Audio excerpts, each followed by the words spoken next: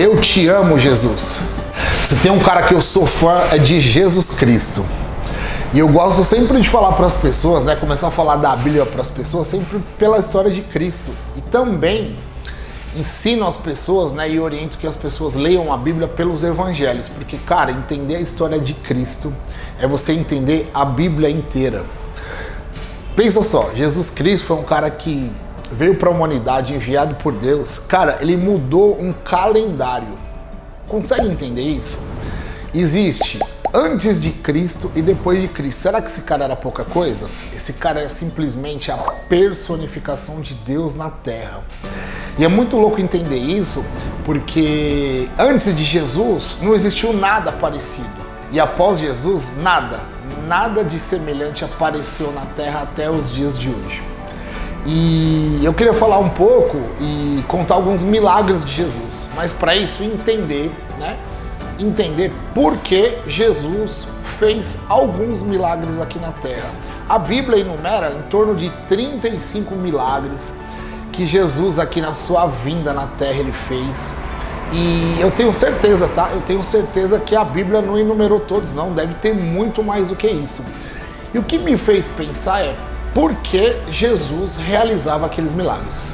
Um dos principais motivos, né, de tantos milagres que Jesus fez aqui na Terra, primeiro, né, eu penso assim, que era ele realmente mostrar que ele era filho de Deus, né? Porque através dos milagres não haveriam dúvidas, ou pelo menos não deveria, né, haver dúvidas que realmente ele era o filho de Deus. Porém, me vem a pensar que outros motivos também estariam por trás desses milagres, que é o quê? Fortalecer a fé das pessoas. Por quê? Porque cada milagre que Jesus fez, a gente consegue tirar uma história e uma lição diferente. Quer ver? Vou contar para vocês o primeiro milagre. Olha que história sensacional. A Bíblia conta que Maria, mãe de Jesus, foi convidada para uma festa de casamento. E lá ela levou Jesus, os irmãos, o esposo e tudo mais. E era comum, tá? Era comum naquela época que as festas de casamento elas durassem dias. Não é essa moleza que é hoje não, viu, Diegão? Ó, o Diegão vai fazer hoje uma filmagem de casamento, fica lá 4, 5 horinhas e depois volta para casa. Não, naquela época durava às vezes uma semana uma festa de casamento.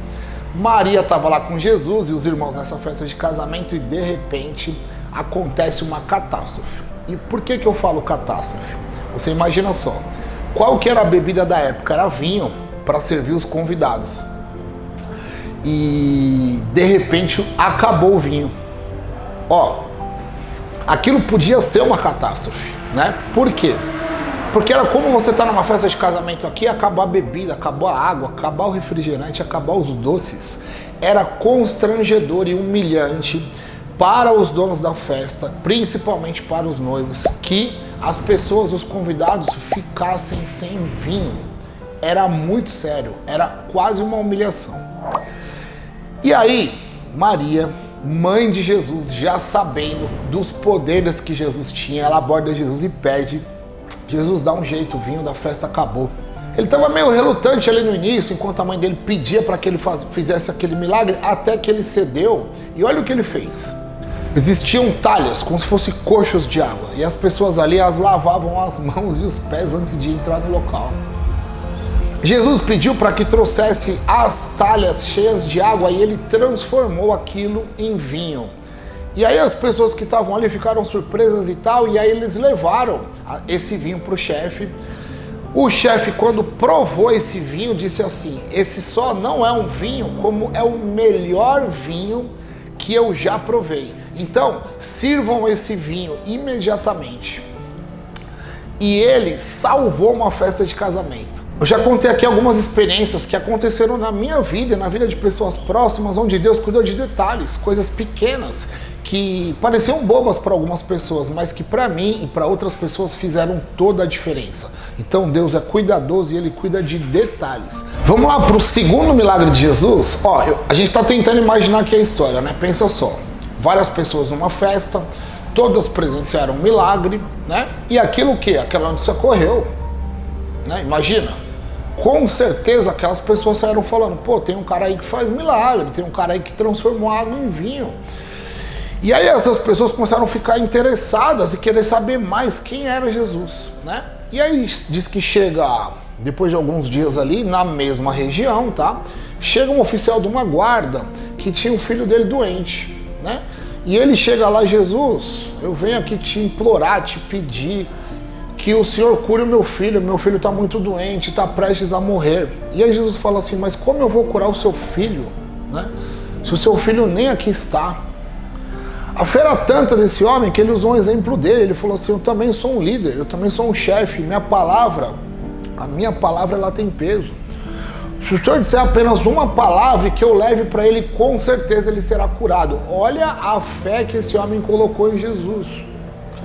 E aí Jesus diz o seguinte para ele: volte para sua casa e quando você chegar lá, o seu filho estará curado. E esse homem volta imediatamente para sua casa. Quando ele chega lá, existiam outros oficiais cuidando do filho dele. E ele chega lá, o filho dele não tem mais nada. O filho dele simplesmente está curado. E aí ele sai relatando, perguntando para os oficiais ali que horas que o filho dele melhorou, que horas que o filho dele foi prontamente curado. E aí eles dizem que foi por volta de um horário, e ele faz uma conexão que essa hora ele estava lá conversando com Jesus. E aí ele tem certeza que apenas com uma palavra, Jesus curou uma pessoa sem ao menos tocá-la. Qual a lição que a gente tira desse segundo milagre de Jesus? A palavra de Jesus tem poder. Vou deixar frisado aqui de novo.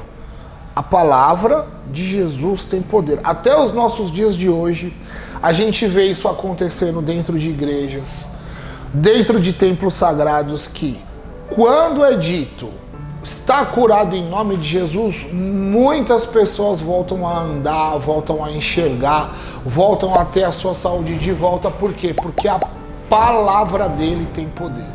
Quando Jesus curava, ele somente não curava, ele deixava ali instruções valiosas para aquelas pessoas e para a gente, que lê a Bíblia, para que a gente tire desses modelos de milagres coisas que vão ser utilizadas nos nossos dias. Então a fé daquele homem, aliada com uma palavra de Jesus, curou a vida de um garoto. E agora eu vou para o terceiro milagre. Não vou mentir, esse é o meu preferido, porque ele tem uma lição maravilhosa, uma coisa que eu digo sempre, e eu reforço isso inclusive para mim, tá? Esse milagre relatado na Bíblia conta que naquela época existia um tanque, tá? Era chamado de tanque de Betesda. O que acontecia ali, tá? Ali acontecia algo sobrenatural, que era o quê? Existia um determinado período, numa época do ano, em que um anjo descia nesse tanque e chacoalhava a água, tá? A água desse tanque. E a primeira pessoa que entrasse nessas águas era curado de qualquer enfermidade. Imagina só, você consegue imaginar a fila de pessoas que ali estavam? Tinha pessoas de todos os tipos de doença, leproso, cego, coxo, tinha de tudo, Jesus ouviu falar daquele lugar e foi até lá. Quando ele chegou lá, ele viu várias pessoas e ele foi passando no meio delas. Cara, devia ser um lugar horroroso, né? Para pra pensar. De repente Jesus passa, olha um homem deitado no chão em cima de uma maca. Ele olha para aquele homem e pergunta: o que você procura aqui? O homem diz assim para ele, assim: Jesus, eu procuro cura, né? Eu já venho aqui há mais de 38 anos e eu não consigo andar. Meus irmãos me deixam aqui nessa fila e eu fico esperando quando as águas vão se mexer e uma oportunidade para que eu entre na água. Olha só, o cara tava na fila, ele era coxo, tava em cima de uma maca. Como é que ele ia entrar nessa água? Alguém ia jogar ele lá dentro? Não é louco de pensar? Para pra pensar. Como que ele ia até a água? Tem pessoas que andavam ali, que iam em busca do milagre. A vez dele nunca chegava. Mas sabe o que é curioso? É que há 38 anos ele ia para o mesmo lugar, pegava a fila e esperava que o milagre ia acontecer. E aí Jesus disse para ele assim: o que você deseja? Qual é o desejo do seu coração? Ele falou assim: Jesus, eu quero voltar a andar. A Bíblia não relata a idade desse homem, mas relata que há 38 anos ele estava lá. Então a gente está falando de 4 décadas, ok? Jesus imediatamente fala assim: então levanta, pega a sua maca e anda, e volta para a cidade e não conte nada acerca do que aqui aconteceu.